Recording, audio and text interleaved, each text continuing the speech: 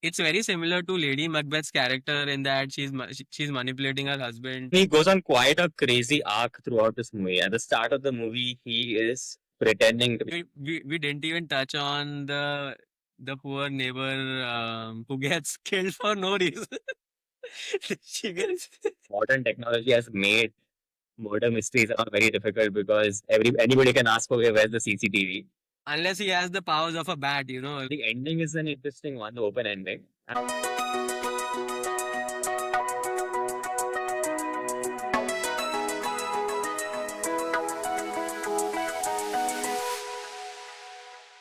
Welcome everyone to episode 6 of the Lost in Thought podcast. This is a podcast where we have interesting conversations with interesting people. And I have a very interesting guest on the podcast today. So please welcome Sudeep Pednekar. Hi, Sudeep. hello everyone. So I'll introduce Sudeep a little bit for the audience. So I met Sudeep because he ran games of what I consider my favorite game at the moment. It's a game called Blood on the Clock Tower. So this is a social deception game, kind of like Mafia on steroids. So if you played Mafia or Werewolves or any game of that ilk, Blood on the Clock Tower is the best version of that game. And last year, at some point, I experimented with this game because a local board game club was running it, and Sudeep was the one who was storytelling or running most of the game. So that's the equivalent of the god role in Mafia. So yeah, I think I've gotten to know Sudeep through that mainly, but he's also a fun person who is enthusiastic about video games, board games, food, and sports, among other geeky things. So that's an introduction to Sudeep. Anything that I missed about you, anything that you'd like the audience to know beyond what I said? Yes, I mean I love the fact that all the things that I was passionate about were mentioned, and the work that I do, which is kind of interesting, but who cares about that, right? I like the fact that Aditya knows me through my other escapades, the stuff, the moonlighting that I do sometimes. So yeah, I'm a writer for my day job. Not that interesting.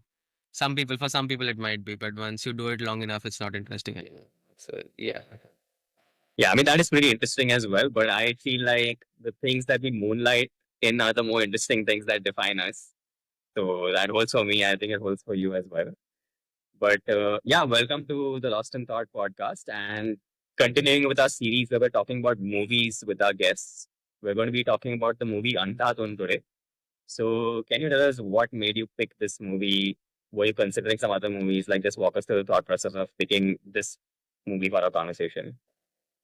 Right. So honestly, my favorite movie choices are kind of very normie, very boring. That's the most normal thing about me. So my favorite Bollywood movie is Three Idiots. That's the most common thing you'll hear from most people. And when it comes to Hollywood, I love the Batman series. I love some other uh, movies like Catch Me If You Can, but I chose Andhadhun because, um, I mean, there are some reasons that you will come to know as we go ahead in the podcast, but. I think primarily I love the pacing of the movie. I love some of the themes that the movie touches upon, and it's just for some reason the movie has it all, and it leaves you with a lot of questions when you're watching it. When you're done watching it, leaves you a lot of things to ponder on, and I like that in a movie. I don't like it when I see a movie and I just forget about it. For me, that's not really then the movie is not remarkable for me. uh, I have this weird thing of whenever I watch media, I put a lot of pressure on it for it to be good. So I guess yeah, Andhadhun is a movie which stood out among a lot of other movies during this phase, which like kind of don't do anything for you. So yeah, it's gonna be we're gonna be firing a lot of bullets in the dark, talking about Andhadhun. Yes. Yeah. No, I think I love this choice because it's a really fun movie and one of the most fun theatrical experiences I can remember having because This was back in the day when this movie came out. I watched it in the theater back when people were watching movies regularly in theaters, which has reduced significantly.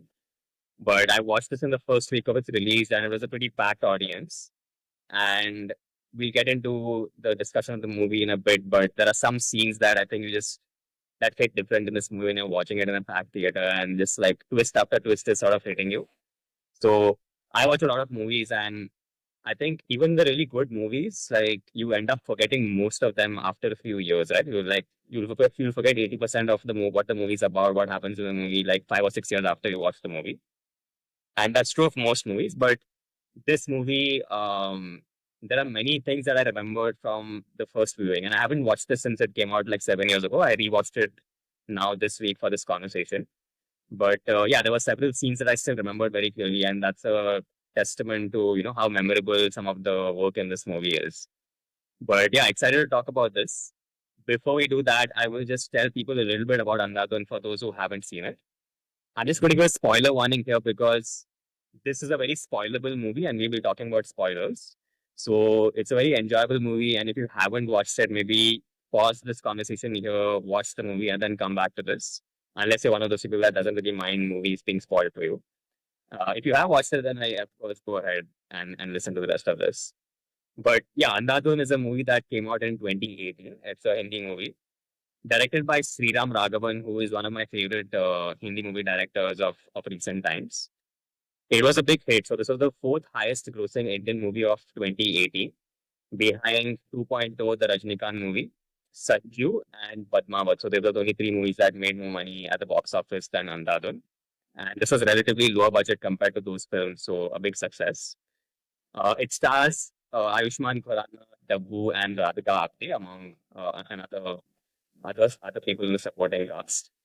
A quick plot summary also, the plot does get very sort of intense and convoluted after a point. But just setting up the plot is so Ayushmann Khurrana plays a guy named Akash, who is supposedly a blind pianist who's living in Pune. So in the start of the movie, we think that he's a blind pianist living in Pune. He gets knocked over by a woman named Sophie. She runs into him on a bike. She's played by Radhika Apte, and she co-runs a restaurant with her dad. And she realizes that she's run like banged into this guy on the road, and this guy's a pianist. She feels guilty about hitting a blind guy, so she gets him a gig at her dad's restaurant as a pianist. And when she drops him home after this whole thing happens, he sort of hurriedly takes off contact lenses, and we realize that he's not really blind. He's sort of pretending to be blind, and we don't really know what his game is and why he's pretending to be blind. But that's the first mini twist in this movie where things are not as they seem. So now he starts playing regularly at Franco's, and which is the restaurant that Sophie co-owns with her dad. And there's a retired actor called Pramod Sinha who used to be a big actor back in the day, and he's like a frequent patron at this establishment. And he's a big fan of this piano player. And he says that you're really talented, and I want you to come to my house for a private performance. And his wife is named Simi, and she's played by Tabu. So he says that his wife and he have a wedding anniversary the next day. So come to my house and do a private performance for us. Now, Pramod Sinha, this actor, does not tell his wife about this plan. So his plan is to surprise her. He tells her that he's going to Bangalore for a business trip or something, and he won't be back until the next day. This is like a big elaborate plan to surprise her. So Ayushmann Khurrana turns up at Tabu's house the next day, and she obviously has no clue. She opens the door and she says, "I don't know anything about this," but he's very insistent and persuasive, and he goes in because he said, like, "Okay, like your husband really wanted this to happen. I'm a blind pianist," and so on. Then he goes in and starts playing the piano, and at some point he realizes there's a dead body in the house, and that's when the movie just sort of takes off on this crazy tangent. And the rest of the movie is about him trying to figure out what's happening, like who's the body. Uh, this woman, Tapu's lover, is also in the same apartment. He also realizes at the same time. So he realizes that they basically conspired to murder her husband. Now he's witnessed his murder, but they don't know that he's witnessed his murder because they think that he's blind. So it's a fantastic dynamic, and now his whole thing is about like, do I report this and reveal that I'm not blind? Do I hide this? Do they suspect me? the Tabu and this lover like start suspecting that this guy's not blind, so as to stay out of danger, decide whether to reveal this. There are many angles to this, but yeah, I don't. I mean, I won't reveal too much about what happens the rest of the movie, but it's a great premise, a great setup, and a really entertaining movie that follows. Anything that I missed? I mean, obviously, I haven't touched upon everything in the plot, but anything that you'd like to add to the setup of this movie? Yeah, that was very well summarized by you. I thought you'd leave it at um, the fact that he enters and then he sees a dead body, and then well, we'll see what happens. But yeah, I mean, so at the start of the movie, you have two parallel stories, right? You have Akash doing his own thing, and then Pramod Sinha living his life with, you know, that he's probably married again because his wife is much younger than him, and you're kind of wondering at this point how is this going to be like a Masan thing where it's just two parallel stories, or is it, are they going to collide at some point, what's going to happen? And then as you said, when you're kind of wondering like, so this happens half an hour into the movie, so for half an hour you're wondering, okay, what is happening? This guy is okay, he's not blind, we all of us thought he's blind, but apparently something else is going on, and we're not really sure what to make of Pramod Sinha and his wife's story. Like, there's something going on there. Like, we don't know what's going to happen, and then suddenly you're thrust into like a murder scene. So before that, you don't know which direction the movie is going to go into, and suddenly it all starts going bang bang bang. So yeah, that's you. Yeah, that's what happens. I think I really envy the people who watch this movie without knowing anything about it, because I think that's the best way to just get that shock of what the heck just happened when he went into this house and started playing the piano. So funny story, my wife told me that when she took her parents to watch the movie like back when it released in 2018, and I think her dad for the first 20 minutes was same reaction, like, what is this movie? There's some guy that, like, who's blind, and what is this, like a documentary or something? And then the first moment where he takes off the lens and then he's like, oh, he's not really blind, and then he was interested. And then the minute the murder scene started, and all, he was just blown away, and then he was sitting on the edge of the seat. So yeah, I think that's a great. I hope people who haven't watched this movie are not listening to this right now, and they actually paused and went and watched the movie first. But yeah, great. One thing that I forgot to mention is that this movie, if for viewers who are watching this in India, it's available right now to rent on Apple TV. It's not currently on any of the other major streaming platforms, I think. But yeah, that's if you want to watch it that way. So yeah, let's get into the reasons why you love this movie. Reason number one is the songs. You want to talk about those? Yes, before I talk about the song, just I saw the movie. It's free on YouTube. Okay. The the productions that had made it, they have made it free. I mean, you can rent it on YouTube as well, but it's free on YouTube as well. So if anyone wants to watch it, you can watch it for free and don't have to pay anything. Yeah, let's get into the songs. So while you're watching the movie, I think one of the songs is edited out. The two of the songs that are there are in the movie itself, and they are back to back, which is sort of strange, but I guess it's Bollywood, so nothing's out of the picture when it comes to songs. But I really like the songs in terms of they're quite catchy, and it's also, I think, Amit Trivedi at its very best with those songs, and the lyrics also tie into the kind of like when the songs are playing in the movie, the love story between Akash and Sophie is kind of building like very slowly like a slow burner, so the lyrics like tie into that, and it's sort of a cute like song plus storytelling sort of thing where um you see like little moments in which they are kind of falling for each other. So I really like that. And um, the song which is cut out, which is Aapse Milkar Acha Laga, is also like a really cute, goofy song. So all in all, I just love the songs in terms of how versatile they are, and I'll often find myself humming them uh, randomly out of nowhere for no reason, because they are very catchy. And with music, I have a very simple relationship. If it's catchy, I like it. I don't try to complicate it more than that. So yeah, I really like the music and the songs in this movie. Yeah. I think I also found it strange that the two songs were back to back in that early montage where he's just starting to play the piano in this restaurant. That's when they just play the songs back to back. But I guess there are two amazing songs and they wanted to fit both of them in there. So I'm not complaining. Also love the music. Amit Trivedi, as usual, I think fantastic music. The movie does credit some other people as well. So I think it says that somebody called Raftar and Girish Nakod co-wrote the title song as guest composers, and somebody called Daniel B. George composed the background score. So apart from Amit Trivedi, those are the people that worked on this film as well. What I also enjoyed was, those when Pramod Sinha at a couple of points in the movie they show clips from his old songs in the 70s. Yeah. And that was also a nice touch because they just put those old 70s songs in there. And that's a very sort of Sriram Raghavan touch where, he kind of makes these references to retro cinema also in his other movies. So that's another thing that I enjoyed. Which is your favorite song from this movie? I mean, it's really hard to decide because I like all three of them for different reasons.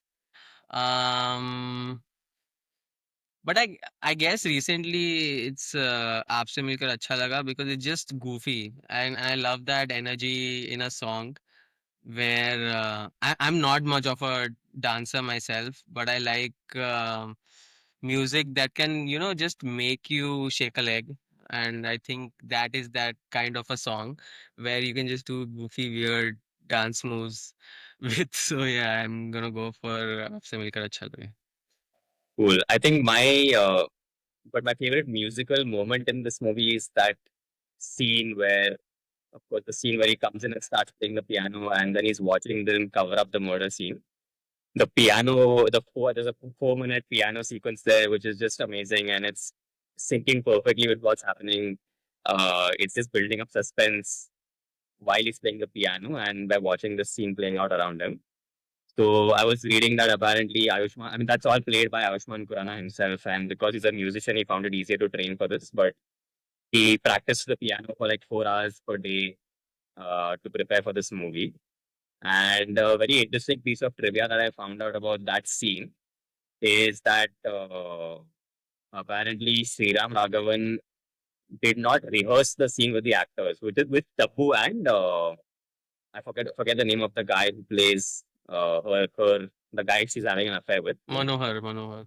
Manohar. So like Manohar in the movie and Simi. So Manohar and Simi are kind of trying to cover up this murder, drag the body, stuff it in a suitcase, leave the house, whatever. So those movements were not rehearsed and directed by the director because what he wanted was he wanted a sense of uncertainty and a sense of panic among the actors. Were like, can we actually finish doing this before he finishes playing the song? So what he did is he just gave them the timing saying that the song is going to play for 4 minutes. So he's just going to play music for 4 minutes. In those 4 minutes, you do what you want and you have to sort of get this, get Manohar out of the door and get Simi to be by the piano, like with the, she pretends to be talking to her husband and everything to set up an alibi. So I found that to be a great piece of direction, which you don't realize it when you're watching the movie, but then you find out about this. It does create the right level of spontaneity and uncertainty for that scene. Yeah, I didn't know that. That's really intelligent work by the director to induce that natural panic, which is kind of which is kind of strange because they are dealing with at that point they think they're dealing with a blind person, so they don't have to be that discreet. They have to be discreet in terms of the sound they make. So it's Yes. like a very unique situation to shoot, I guess. And yeah, that was very well thought out. Yeah. So reason number two that you like this movie is the Shakespeare connection. You want to elaborate on that? Yes, so Shakespeare and I go way back. Not that I was born in the 1500s, but so I was in school. So, by the way, I was in ICSE, so we have that thing where in ninth and 10th standard you get like a play, and we have to study it for your boards. So when I was in eighth, the people that were there in the ninth and 10th, they had Julius Caesar. So what our school does is just to prepare. So what happens is in night and then because so you don't study Shakespeare in the modern English. It's you have to read it in the old English and then the teachers explain it to you. So if you directly go into old English when you actually need to do good at it, it'll be too much of a shock. So what they do is in 8th standard itself, they do another play which is not in the syllabus, so that you have a better idea of old English and you're able to, not struggle so much. So which is why in the 8th standard we had As You Like It. And this is how things happen. Ki in that year, the syllabus changed, and again, 9th, 10th also had As You Like It. So, so in 8th itself, we had done As You Like It, knew all of it. And then again for 9th and 10th standard, we had the same thing again. So it was kind of irritating because As You Like It has a very simple plot. And funnily enough, I don't think has As You Like It been adapted for it might have been, but I don't think it's like a It's a movie. I remember there's a movie adaptation. right. So so yeah, it was kind of irritating in the fact that we already knew the plot, everything, and honestly, it's not that amazing of a plot. But the the good part obviously was we were so well versed with it that we could do really well in our boards. So that was in school, and I think that's where my love for literature began. Kind of when we had Shakespeare, we had all these like weird short stories and stuff. And this so Shakespeare didn't come back in my life till very late again when I was doing my masters, and we had an open elective, and everyone, all my classmates, being the boring people they are, decided to elect for management studies or some shit like that. And because they were told by the by our teachers that will be really helpful for your whatever future nonsense. And I was like, dude, दो semester में तुम लोग ये कर लोगे तो nobody's gonna care. Nobody's gonna look at your this thing and be like, oh my God, you've done 2 semesters of some management thing. You're definitely manager material. So I decided to go for something that was, interesting. So I took up drama and literature in my masters, and then I rediscovered Shakespeare again. And the teacher who taught that was one of my favorite teachers in my entire from childhood to my master. I think one of my favorite teachers. So yeah, I met some really cool people, and she became a kind of a mentor as well. And I think uh, we did Othello and King Lear maybe in those 2 semesters. So yeah, I mean it was really interesting. And um, also through that I got to take part in a play where it was like a recreation of Pygmalion. I don't know if you know about the play. The George Bernard Shaw. Yes, yes. So I was the lead antagonist, Professor Higgins, in that, and that was the fun experience as well.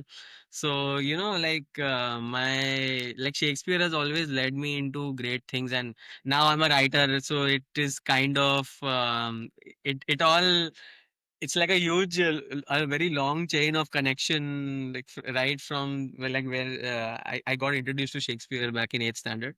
So yeah, and this movie is kind of a loose adaptation, I guess, of Macbeth. So from that aspect, I mean, this movie very fondly reminds me of all those aspects of my life that have happened like many years ago and then a few years ago when it comes to my masters. So yeah. Interesting. I actually didn't see a connection. I mean, obviously, I know that they make a reference to Macbeth, uh, but at some point, some character refers to Tabu Hamlet, it's Hamlet. Hamlet. They make a reference to and Hamlet. Hamlet. You're right. I think this promotion. I was looking at some YouTube video, and he says sees a comment from Denmark, and Tabu says, Simi, his wife, says that Denmark से वो Hamlet था ना. And it's funny because she has acted in the adaptations of both Hamlet and Macbeth by Vishal Bharadwaj, which is Heather and Makbul. Yeah, So yeah. I think it might be a reference to her roles in both of those movies. But what are the connections you see between Macbeth and this movie otherwise? So it's kind of the like Tabu's character wanting to get more like she's basically with Pramod Sinha. I mean kind of obvious once you are through enough of the movie that Tabu was just with Pramod Sinha for the money, and because it's his second marriage, and then you realize that okay, so she is kind of that very manipulative person who will do anything for the money. She's actually so manipulative that she's like she's full on manipulating her the person she's having an affair with, Officer Manohar, who's in the police and he's at a very high position. So you would think he is mentally very capable and he is someone who shouldn't be able to be manipulated to such an extent. But she's doing that with ease. So it's very similar to Lady Macbeth's character in that she's manipulating her husband to do all the things so that they get more and more power and all that. So yeah, I mean that does Tabu's character Simi does remind me of Lady Macbeth a lot. So yeah, Yeah. And she plays these kind of characters really well. I mean, you can see that she's enjoying herself in this movie. And you're right, she's manipulating everyone. So you mentioned the guy she's having an affair with, Manohar, is a police officer. That's also another moment that I remember very vividly while watching this movie for the first time. So it's a really funny scene where Ayushmann Khurrana watches this murder cover up happening. Then he gets out of the house. He's just like, I'm immediately going to the police station. And he goes to register a complaint saying murder hua hai.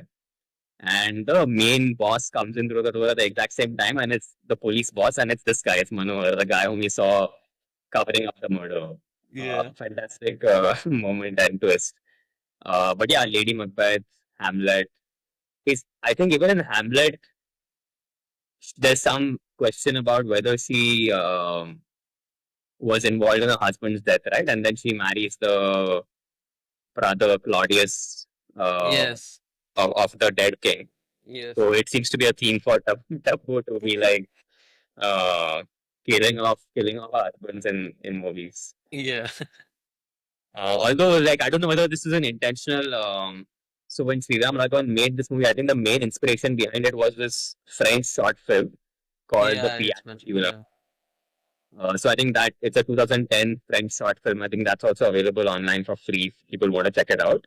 But very similar premise where there's a prodigy, a piano prodigy who sort of becomes a piano tuner because he has some sort of mental breakdown, if I remember correctly. And then, as a piano tuner, he decides to like feign blindness or like pretend to be blind just to gain a different perspective on people. And I think he also then witnesses a murder.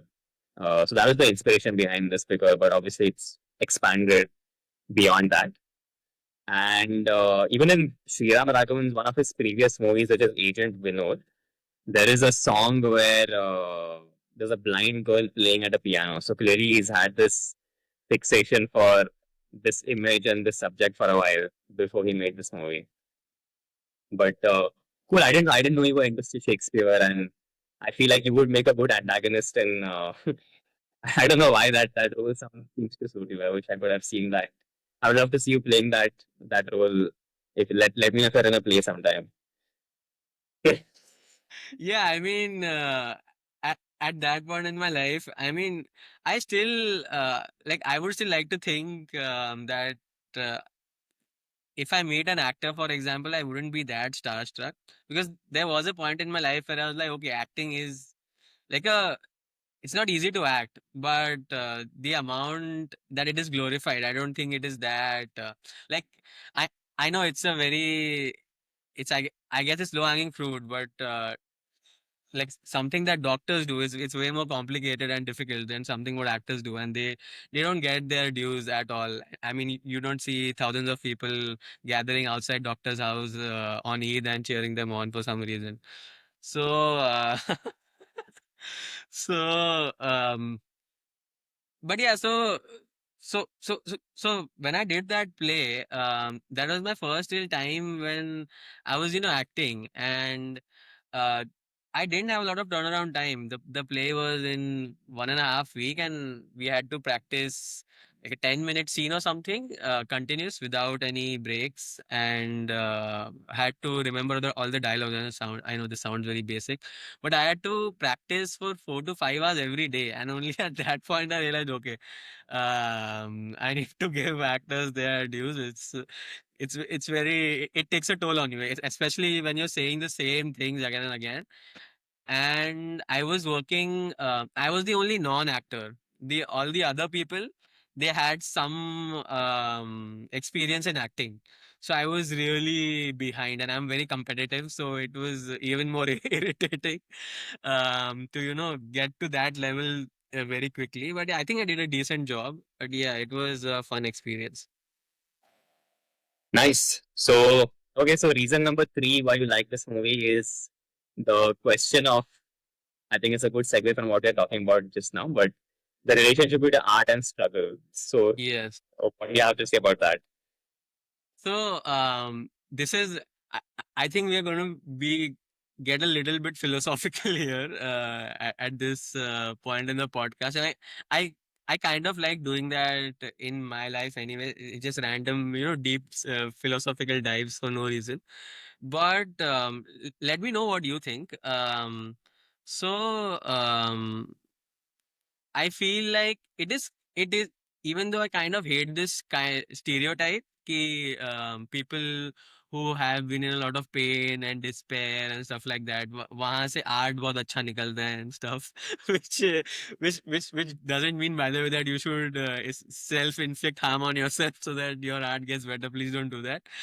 But I thought about this a little bit, right? And what really struck me was that the opposite emotion, which is positive, like when you're happy, when you're laughing, when you're smiling, you see other people do that as well. So let's say very simple, you crack a joke, other people are laughing, or someone else sees something funny, they're laughing, you see other people laughing, you see how that's like. But on the opposite end of the spectrum, grief is a very difficult emotion to show and process. So it'll be very rare where you see someone, processing grief well, or even if it's not well, like you won't see it a lot. So when people themselves are going through that, whether it be pain or grief or whatever, because they literally have nothing to go off of. Like, ek to you don't know how to process it, and you haven't seen anyone else process it. So at that point, I think what happens is ki you need an outlet, and then art becomes that outlet. I think that's why the whole thing of, ki pain makes you a better artist. I think it happens because you don't know how to process pain compared to the positive emotion, you know how to process them. And pain leads to, so you start doing something, whatever that is, whether it's poems or whether it's comedy or whether it's, like making movies, for example, writing movies. That's where I think the flow is ki you're in pain and you need an outlet, so you start making art, and I guess that's it. It's not directly related, but in some weird effed up way, that's the chain. And this movie made you think of that because I guess Ayushmann Khurrana's character at one point Yes. justifies faking blindness by saying, "I'm an artist and I just wanted to feel that the feel what it's like to be blind. I feel like when I'm blind because of the struggle, my music is better." So that's the link to. Is that the link to Yes, this film? yes, yes. That is the link to the thing, because there's also an interesting part in the movie which is another random philosophical statement wherein at the start of the movie Ayushman is kind of, he's playing something on the piano, but he's kind of frustrated. He's not being able to do something, like we don't know what he's struggling with. So he's playing something on the piano and he's like smacking it and closing the piano because he feels it's not right or something. And then further on in the movie, when Sophie drops him home and tells him that the fact that it's incomplete is what makes it like his composition. She tells him that the fact that it's incomplete is what makes it good. And I think and then something clicks in his head, and then he's happy with it. I don't know how that entire thing happens exactly, but yeah. So in that, yeah. So in that movie, you do realize, so this movie has those random philosophical drops of wisdom where they're saying those sort of things. Yeah. What do you think about this character though? Like, is that genuinely the reason why he's faking blindness? Because at various points in the movie, he kind of comes across as an unreliable narrator at various points, right? Like sometimes we have reason to doubt what he's saying, and we don't really know whether he's somebody that's telling you the truth all the time. So is that the real reason? Because like he's pretending he was blind. The minute he rides on a bike with like a what he thinks is an attractive woman, he's like immediately like, I want to take off and see like Yeah, and just look at her. yeah. So what is your deal on like what is your take on Akash, the character played by Ayushmann Khurrana? Like, what's his deal? Is he like genuine about that statement? Is that really the reason why he's pretending to be blind, or like is there something else going on? I think I haven't thought a lot about it honestly until you asked me that question. But I do think that he's probably there's an angle of sympathy as well. Maybe he had like a troubled childhood or something where he didn't get a lot of attention. And maybe he doesn't have a lot of money either because it's mentioned at the start of the movie that he's just paying some 500 odd bucks to stay in like a play in a place. So I guess it's multiple factors where he's like getting a good deal in terms of money as well, and then he gets a lot of sympathy, gets a lot of help, and the artist struggle might just be something he's exploring. But then again, he says that nobody else knows about it, which is kind of weird. But because you because he has to have grown up somewhere, right? And if that's the case, he must have moved to Pune. Um, s- which is why because everyone in his life until his college years or something would know that he's not blind. So he's definitely. So I guess yeah, he's in a new city and he's just playing with the people. Maybe and I guess some people get off that like they just like fooling other people for fun. So maybe it's that angle as well. What do you think? Yeah, I agree. I think it's a mix of everything, like you said, because I also did pick up on that rent line, which was really funny, where he says that because this is an area that's sort of reserved for disabled people or something, I pay very low rent. It's like 500 rupees a month. And I think as people who live in Bombay, that's a very like understandable emotion that you want to save on rent. And imagine how much rent he's saving because of this subterfuge.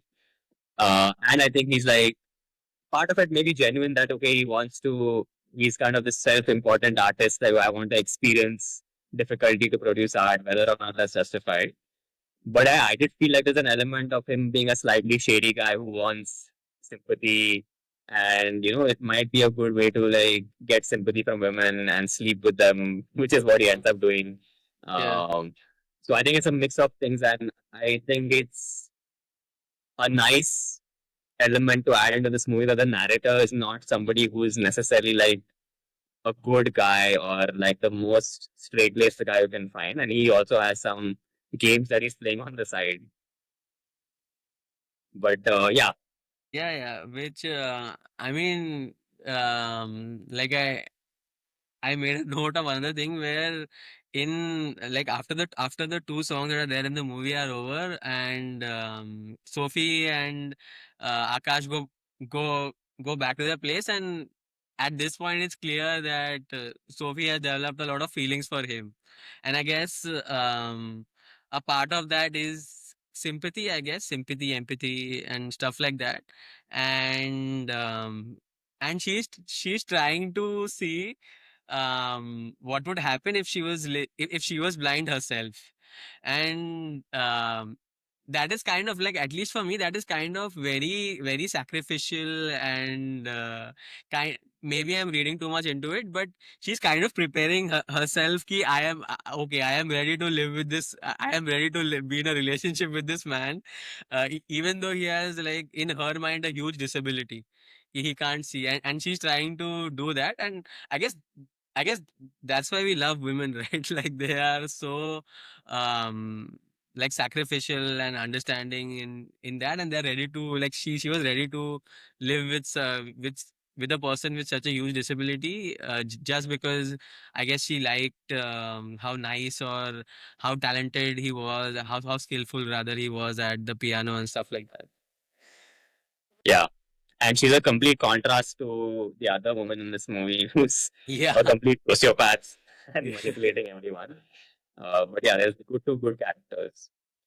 And okay, so reason number four that you like this movie is the spiral of doom. So explain what the spiral of doom is.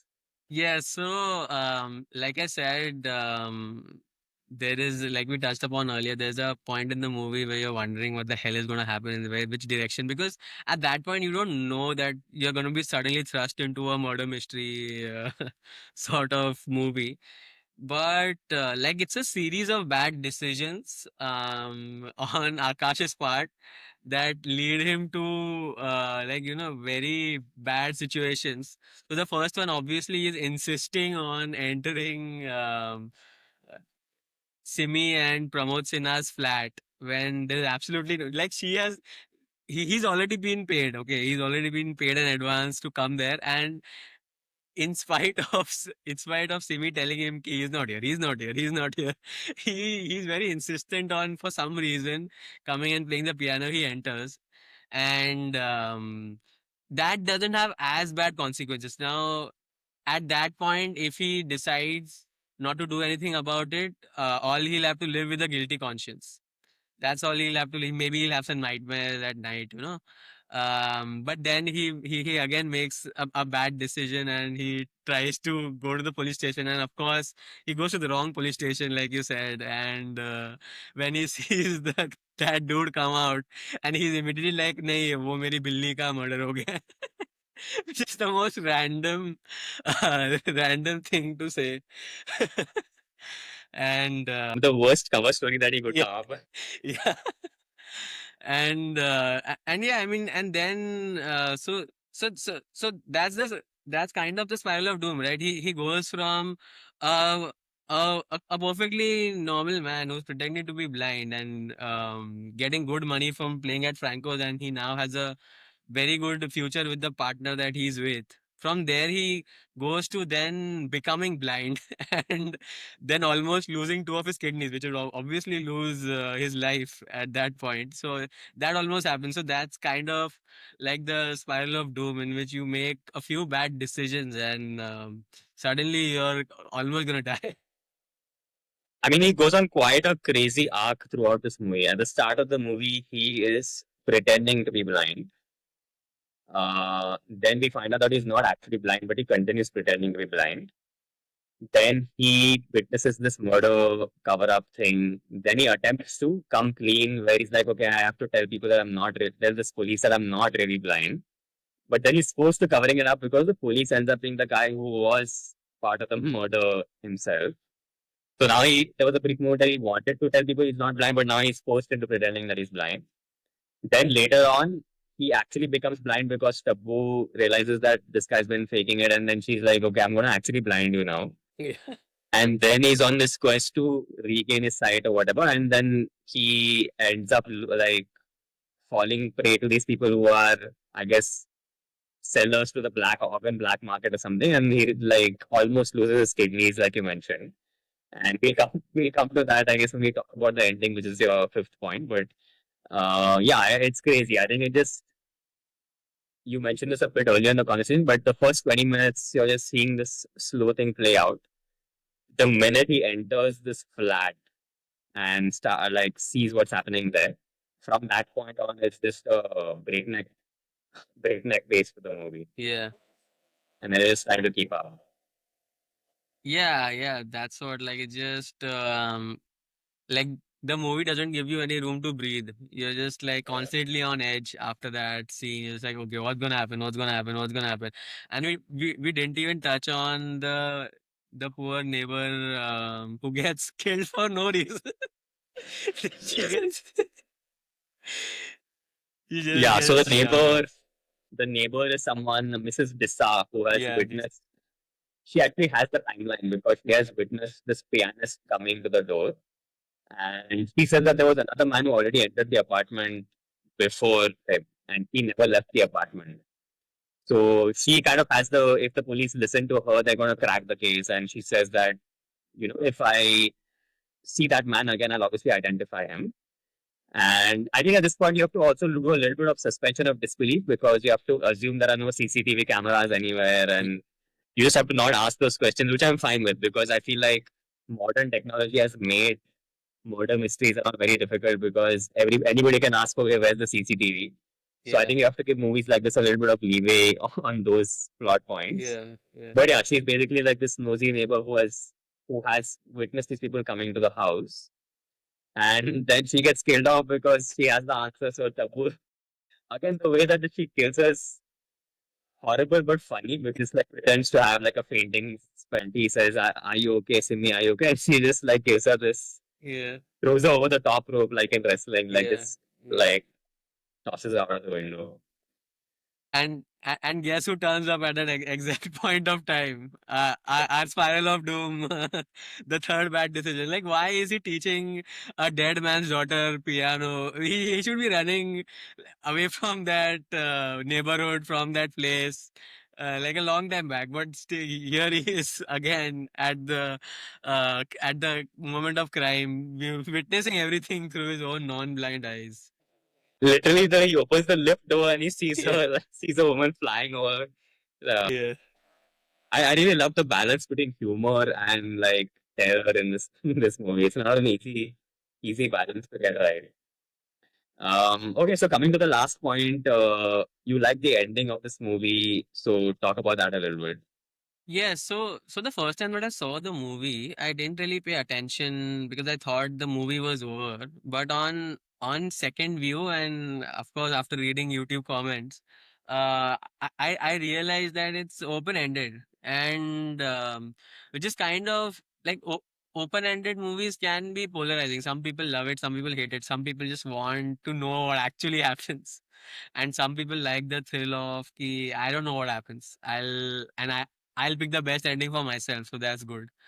Um, but this is something that you also touched upon earlier, that Akash is not a reliable narrator. So here's where that comes in. Where so should I go over what happens? Yeah, yeah, go for it. Yeah. So basically, what happens is eventually, like the spiral of doom leads to Akash being kidnapped um by people who work for a shady like a crack like a crack doctor who is running this organ harvesting cell, and they kind of, I guess, kidnap just helpless people or people of the streets, and just bring them to this doctor for in exchange for some money, and then the doctor obviously illegally harvests their organs and sells them off in the black market. So, so while Akash is on the run from Manohar, who's after his life because now he's not just seen one murder, he's seen two murders, and and now they know that he was not blind at that point. He's like Simi has kind of made him blind, but he can still speak, as Simi rightly points out that अंधा आदमी फिर भी बात कर सकता है. So he's after his life trying to get him killed, and he's on the run. So he manages to escape from his house, but he bangs his head on some pole and he falls flat, and which oddly enough saves him from the cop. But he falls in the trap of these guys, which are coincidentally the rickshaw wala who once dropped him home, and the the lady who sells lottery tickets as a day job, and like they are the ones running the running this whole operation, because obviously क्यों और cast members को क्यों ले movie में. So they're obviously the same people, and they pick him up, take him to the doctor, and Akash is thinking that he's in a hospital, but obviously he's not. He's in some shady place near the railway station, and eventually he finds out that they're going to operate on him, and he freaks out, uh, and this is also like one of those funny moments, because the doctor keeps getting a call, and it's like I don't remember which song it is or which kind of, it's sort of like some religious music, I guess, some bhajan or something. It is something, and it keeps playing, and the doctor gets irritated and finally picks up, and then he starts talking on the phone, and he accidentally slips that he's going to do an operation, and then of course Akash flips out. And these people, and he says something which kind of makes these people think maybe he has a third eye or something, and he Shiva ka roop hai and all this. uh, yeah, which is this is a crazy assumption, and which is why they kind of keep him alive. And he also says that if they keep him alive, he has some way in which he can make them earn 1 crore or something. And obviously when they hear that, they kind of like, okay, we can extract his kidneys tomorrow also. Let's just hear what he has to say first. So, which is why they keep him alive, and then they come up with this whole plan of, uh, now here's the other twist that happens in the movie, where the hunted now becomes the hunter.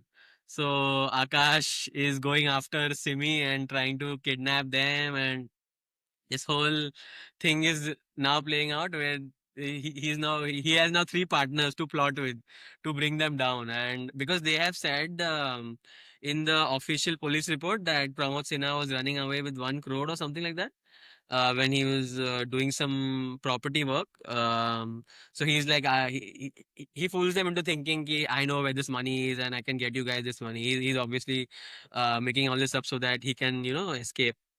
So they fall for it, and they, uh, you know, uh, go along with his plan, only for them to, like, when they know the exact plan, they tie Akash up, and again the same thing happens. He again gets into a bad situation because again he's blind. So I mean, he has limited resources, and he doesn't have the experience of being blind because he's been pretending to be blind. So yeah, he again. I mean, this is not as bad because he, like they just tie him up because I'm guessing they don't want to split the money. They themselves want to run away with money, and these are two people who are from very humble backgrounds. So when they hear 1 crore, they're obviously like bedazzled and they just want to leave. Yeah, so they tie him up in the same location and they carry out this entire plan. But of course, what happens is that the plan doesn't go too well, and the guy gets shot, and they have to rush him, the woman and the guy, they have to rush him to the hospital. That is another plot, but they do manage to kidnap Simi. And oddly enough, Simi and Akash are now both tied up in the same place, and now the hunter and the hunter have to work together to leave. And initially Akash is kind of hesitant to help her because again he's blind, and he doesn't trust, like, why would anyone at this point trust him? Like, you have to be crazy to trust that woman. But eventually he gives in, and he unties her eyes, and that's all she needs to figure out what she can do to escape. And she tries to she tries to kill Akash at that point, but again, as divine intervention would have it, the doctor comes back at this point, and somehow they manage to give, because they always have this injection which can immobilize people.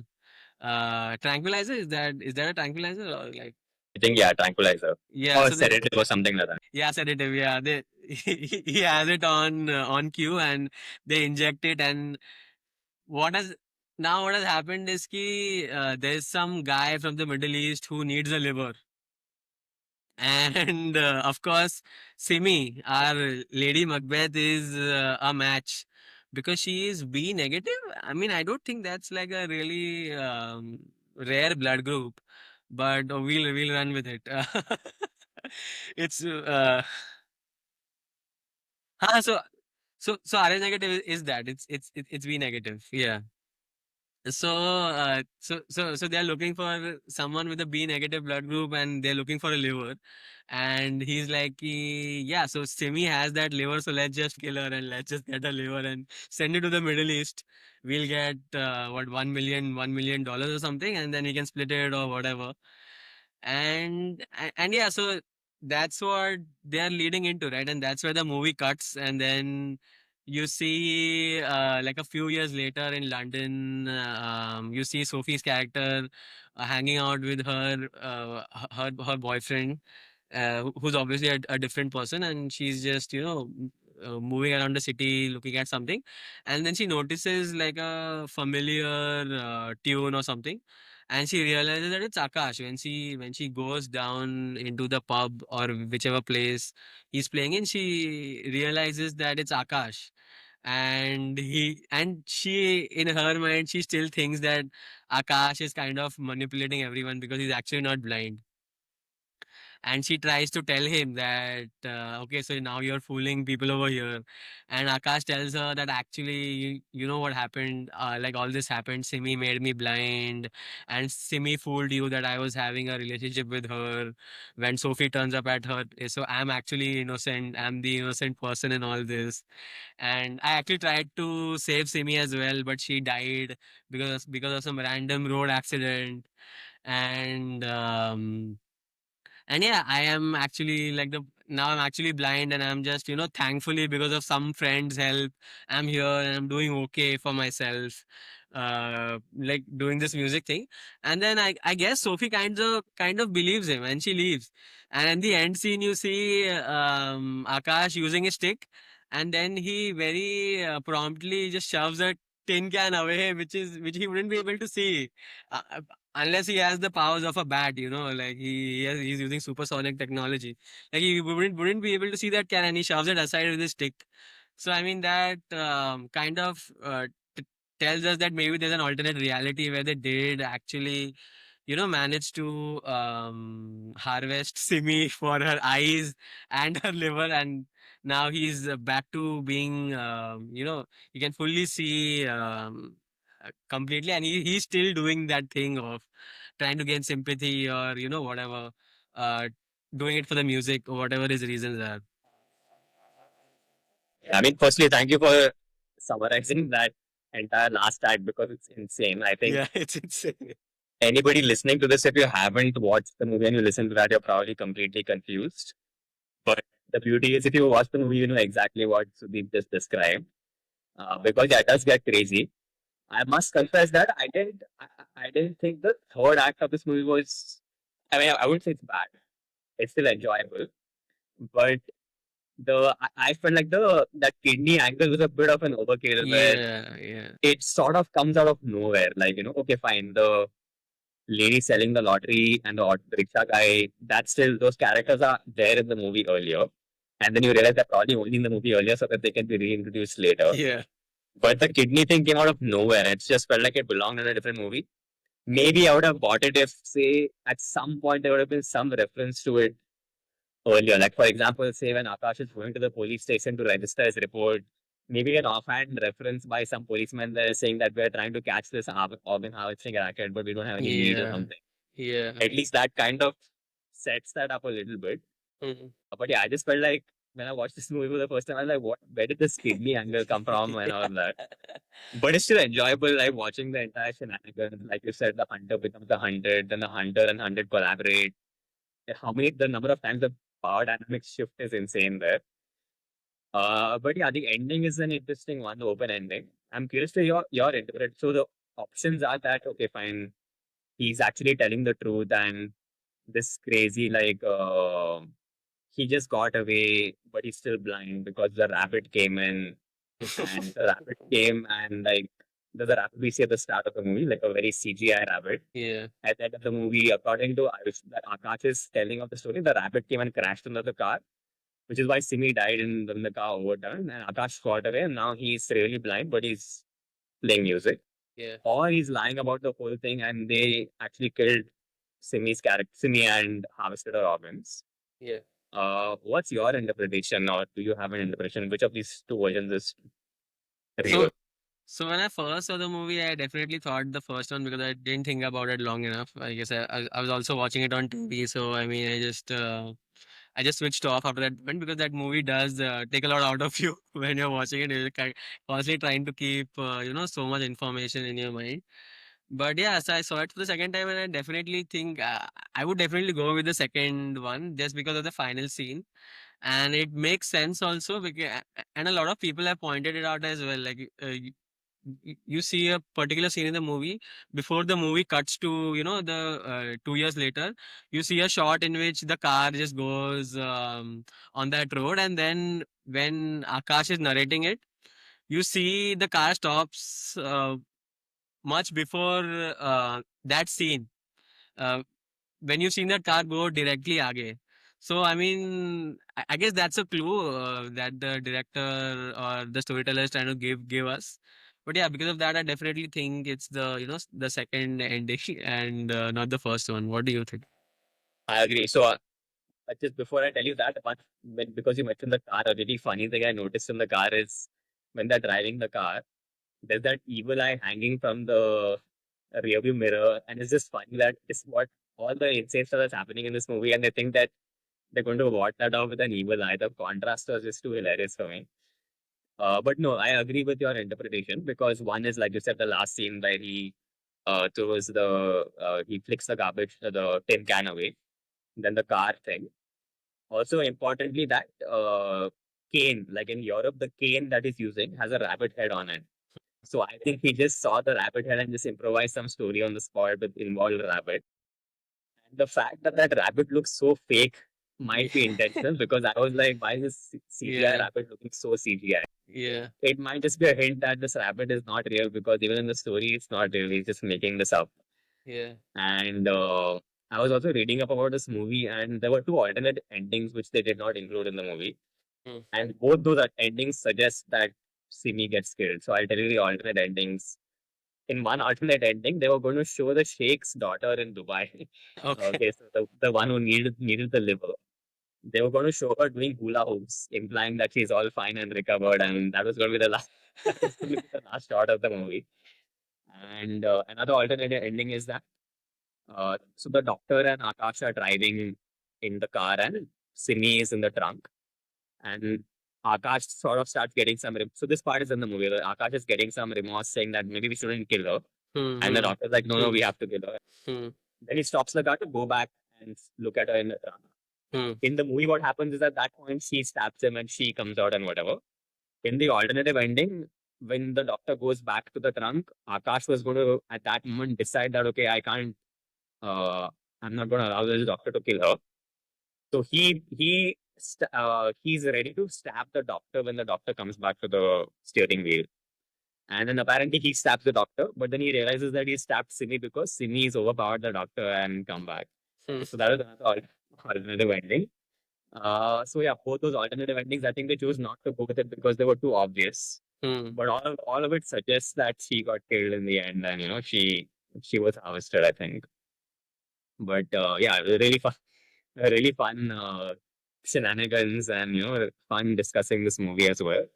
Just can I add one more thing? Yeah. Like there's so again in that final scene, I don't know. I, I mean, this is now Akash's interpretation. Because both of us are going with the second one, so it is Akash's storytelling where he is like he tells that Simi lets him escape. I mean, that's what my interpretation is. Simi at that point is okay with letting Akash escape because Akash still thinks that he's with the doctor, and he thinks that he's having a conversation with the doctor, and he's like, "Hey, we should let her go." So I guess she feels a little bit sad for him, and she's like, okay, okay, you leave. But then she turns around the car and tries to hit him. So I mean, that's also kind of like the perfect full circuit moment for the villain, in terms of a villain is always a villain. It doesn't matter, like no amount of good things can uh, get her to turn around. And there's also another scene in the movie where there's of course a notorious kid who's trying to catch Akash because he also suspects that Akash might not be blind, and he has video evidence, and Simi of course detects the threat, and she doesn't even leave a kid alone. She dupes him. So the kid is asking for money, right? In exchange for the video, she takes the phone, deletes the video, and initially gives him the money, then takes the money also away. At this point, she's oil rich. She doesn't need to take like $100 away from kid, but she does that as well. So I mean, the directors and writers have really gone into lengths to prove how evil Simi is. That was my favorite moment of hers in the entire movie. Like, thanks for bringing that up because I forgot to mention it. When she takes the money back from the kid, because that just shows you how great of a villain she is. She could have just deleted it and let him have the $100, but she wants that also back. That's hilarious. But yeah, that was Andhadhun. This was, I guess that concludes our discussion of this movie. Before we conclude, we do our customary short quiz. Uh, 5 questions, since we have 5 reasons why you like this movie. Are you ready for the quiz? It's again, the intent is not to test your knowledge, but it's just to give viewers and listeners a sense of other fun facts related to this movie. And if you are Right. learning these facts for the first time, you're still winning. Yes, yes. Okay. Let's go in. Are you Let's go. ready? Yes, let's. Okay, question number one. The actor playing Pramod Sinha is the brother of a well known Bollywood director and the uncle of a well known Bollywood star. And the star, whom is the uncle of, has previously played the lead role in another movie directed by Sriram Raghavan. So, if you tell me either the name of the director or the star who is related to this actor playing Pramod Sinha. Obviously, I'm not mentioning the name because that will make it very obvious. That's why I didn't mention Pramod Sinha's actor's name in the start of when I Right. described. I mean, this is really funny because I saw the name at 10 a.m. today, but obviously I can't recall it anymore. Um, I don't know. I I feel like I really like the question because it's giving really quizzing with KV vibes, but I don't remember. I don't know what the answer is. Okay, the actor's name is Anil Dhawan. Well, then Varun Dhawan. So he's the Varun Dhawan's uncle and David Dhawan's brother, which even I didn't know until I watched this. Okay, next question. So this movie came out in 2018, but uh, Sriram Raghavan had started working on it a few years earlier, and I think started writing the script a few years earlier. At one point, he abandoned the idea of making this movie because he felt the protagonist was too similar to another Bollywood movie that was being made around the same time. And that Bollywood movie ended up releasing in 2017. So, which Bollywood movie are we talking about? Wow, is this? No, it can't be. I mean, you mentioned Agent Vinod. It's obviously not that. It's another No, so Agent Vinod was his 27. own His movie. own movie, yes. Yeah, this is another movie that coincidentally was being made at the same time. That movie eventually ended up releasing a year before Andhadhun. Hmm. So, because of that, he temporarily abandoned saying that this protagonist in that movie is similar to my protagonist. So, people won't want to watch two movies like the same, with the same kind of character in one year. But then he changed his mind and made this movie anyway. Right. No, I don't like my It's a timeline. It's a Hrithik Roshan movie. It's a Hrithik Roshan movie. Is it? Is it that movie with? I don't remember the name of the movie. The movie with Vani. Is it Bang Bang? No, no, it's Kabil, where he plays a blind guy. Oh, oh, right, right. I think I. it's Yami Gautam. Oh, Uh, it's Yami Gautam. Right. okay, next question. Okay, I'll give you the question and then I'll tell you why it's kind of linked to something you said earlier. That might already be a hint. Okay. There's a person X. Okay. X was a batchmate of Sriram Raghavan at FTII, which is the Film and Television Institute of India. So X was a batchmate of Sriram Raghavan at FTII. And he was the editor of Sriram Raghavan's student film, which is called the Eight Column Affair. The name of the film is irrelevant. So this batchmate who edited Sriram Raghavan's student film ended up being another successful director, very successful director of Hindi films. And he and Sriram Raghavan made their directing debuts around the same time in Bollywood. Sriram Raghavan released his first movie in 2004, which was Ek Hasina Thi, and Hmm. this other guy released his first movie in 2003. So who is this X? And if you don't know, I have a hint which is linked to Is you. it? Is it Rajkumar Hirani? Yes, it is Rajkumar Irani. Did you know this or did you guess from? No, I guessed it from like when you mentioned it's something that you Yeah, mentioned, so I thought it's maybe Three Idiots and yeah. Since you mentioned Three Idiots, it's So is it Munna Bhai? Did Munna Bhai come out? Or, acha, okay. 2003, yes. Okay.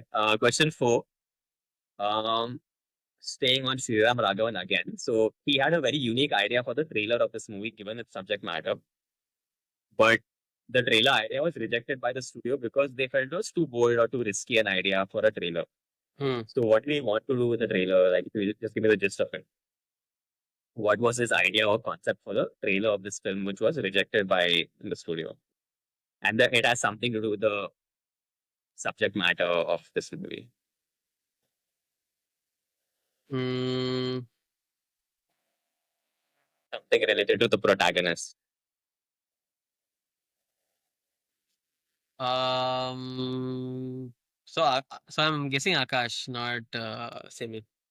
You said it was rejected because it was very bold. So I'm Yeah, I guessing. mean, the studio felt like this is too out there. This idea is too risky for like a trailer, and we don't want to like, you know, take this chance. So, so, so was it like a concept, like the opening of Severance, for example? Is it something like that, or is it something like it's just some editing from the actual movie? It's more like a choice. It's more of a creative choice for the trailer.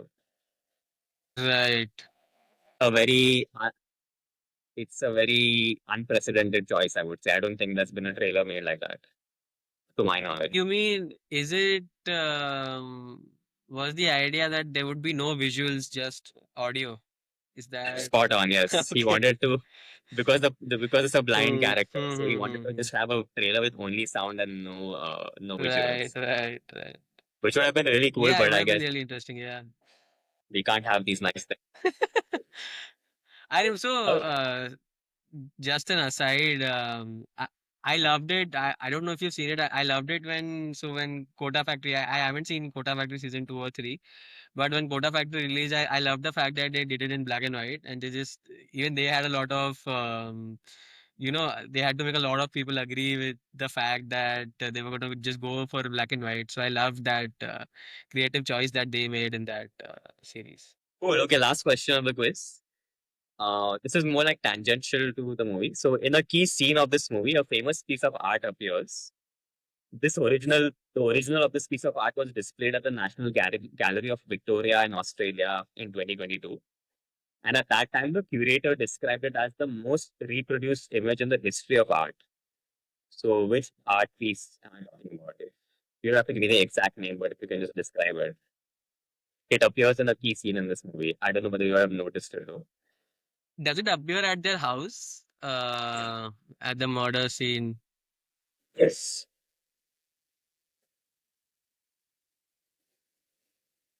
Like again, like it is one of those things where you really want the name of that thing, but you can't.